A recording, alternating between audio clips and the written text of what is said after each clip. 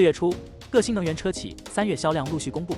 首先是比亚迪，3月销量20万7080辆，同比增长97.4%。具体来看，比亚迪 DM 和 EV 两大系列平分秋色，分别取得了10.03419辆和10.02670辆成绩。其中秦家族3月销量达到4.0850辆，环比增长超过33%。看来秦 Plus DMI 冠军板立大功了，10万以内的混动车确实太香了，马路三大妈也被秦抢了不少份额。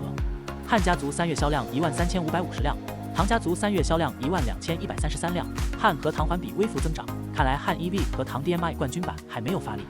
宋家族3月销量4.0510辆，环比下降超过2成。新款宋 Pro DMI 预计5月份上市，很多消费者可能害怕被背刺，都在观望，导致宋家族的销量受到影响。元家族销量高达4.0400辆，包括出口1万多台。元 Plus 是比亚迪首款全球车型，在泰国、以色列等国家销量数据都非常好。海豹3月销量6000辆，远低于去年4季度的销量水平。如今新能源 B 级车确实卷，各家厂商降价促销，使得海豹竞争力受到不小的影响。海豚销量30077辆，这是不给非动能活路啊！小型燃油车更难了。驱逐舰05销量3911辆，护卫舰07销量8150辆。值得一提的是，腾势 D9 作为一台成交均价达到了40万加的国产车，3月销量达到了10398台。比亚迪如今的品牌影响力确实不同凡响。其他车企方面，埃安3月交付40016辆，同比增长97%，创历史新高。理想3月交付20823辆，同比增长88.7%。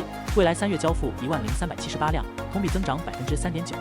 哪吒3月交付10087辆，同比下滑16%。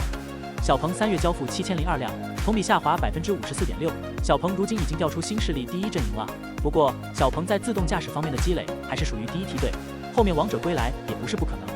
极氪3月交付6663辆，同比增长271.2%。领跑3月交付6172辆，同比下滑38.6%。不过随着领跑 C11等车型的加速交付，领跑还是有望重回新势力第一阵营。